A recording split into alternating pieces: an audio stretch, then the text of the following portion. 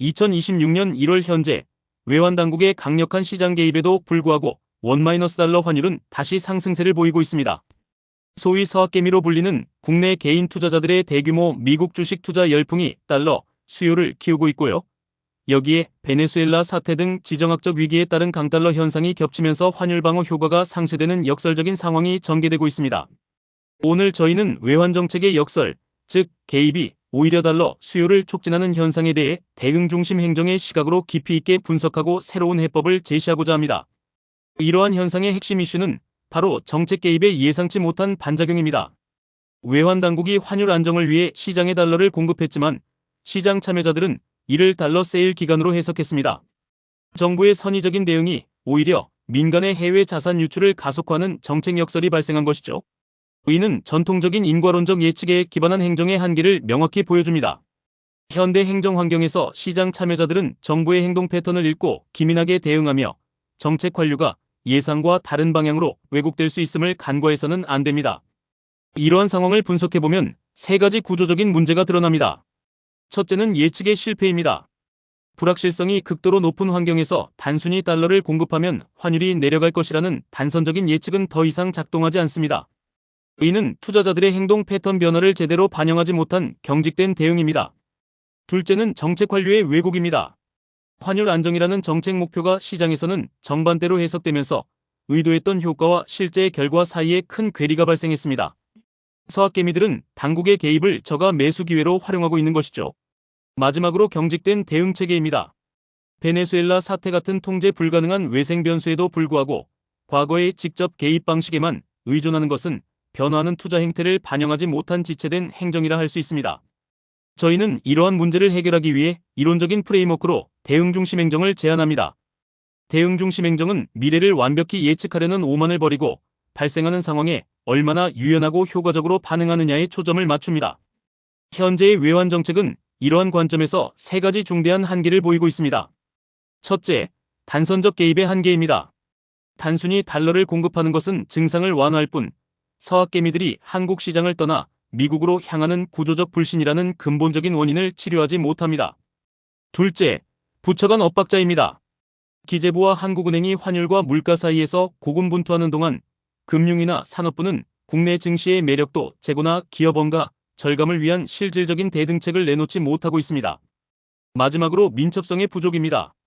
시장을 통제하려 하기보다 시장의 데이터를 실시간으로 모니터링하며 개입의 타이밍과 강도를 미세하게 조정하는 애자일한 대응, 즉 민첩성이 결여되어 있습니다.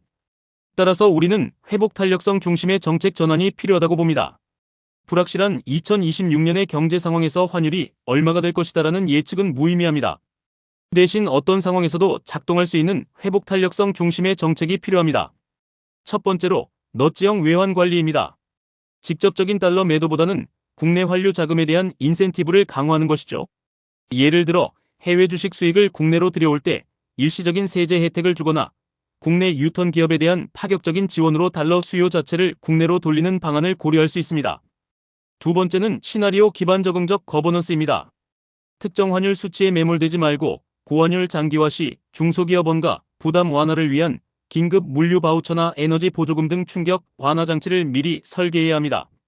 마지막으로 국내 자본시장 신뢰 회복입니다. 서학개미들의 미국 주식 선호 이면에는 국내 시장에 대한 불신이 자리 잡고 있습니다. 지배구조 개선, 주주환원 정책 강화 등 국내 증시의 기초 체력을 강화하는 행정적 뒷받침이 선행되어야 합니다. 첫 번째 정책 제안은 외환시장 하위 지침을 통제해서 유인으로 수정하는 것입니다. 단순히 달러를 시장에 던지는 방식은 서학개미들의 저점 매수 타겟만 제공합니다. 외국환 거래 규정 등의 세부 규정을 유연하게 수정하여 시장 참여자들의 행동을 바람직한 방향으로 유도해야 합니다.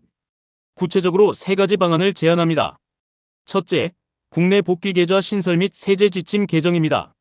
해외 주식을 매각하고 국내 증시로 복귀하는 투자자에게 양도소득세 한시적 면제 및 환전 수수료 우대 지침을 즉시 시행하는 것입니다.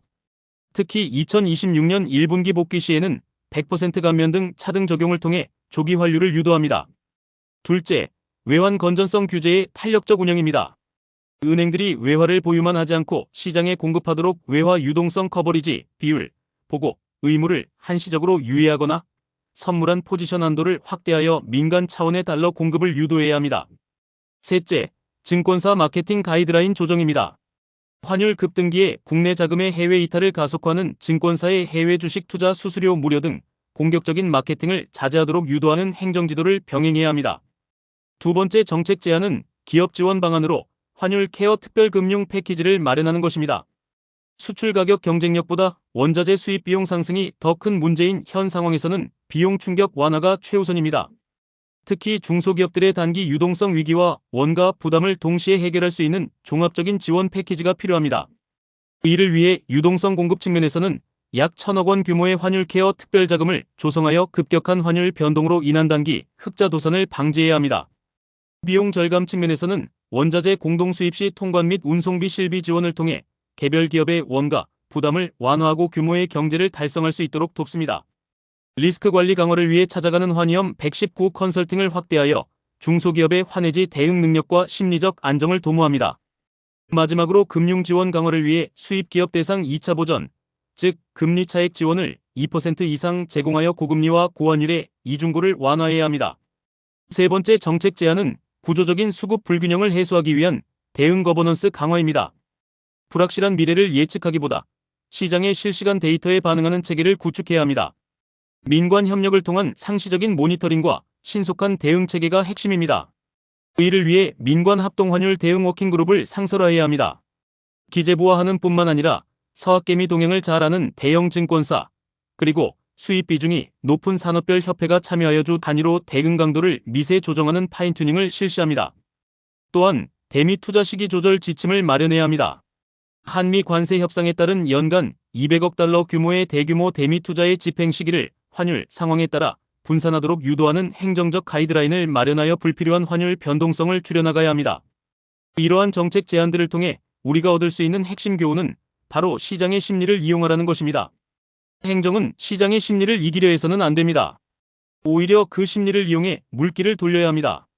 서학개미에게 애국심을 호소할 것이 아니라 국내 복귀가 더 이득이라는 경제적 유인을 하위 지침에 즉각 반영하는 것이 대등중심 행정의 핵심입니다. 미래를 예측하려 애쓰는 정부는 시장에 패배합니다. 하지만 시장의 움직임을 읽고 유연하게 반응 체계를 수정하는 정부는 위기를 기회로 바꿉니다.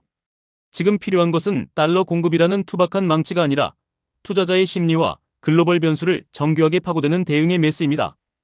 결론적으로 우리는 파이프라인을 고쳐라라는 메시지를 드리고자 합니다.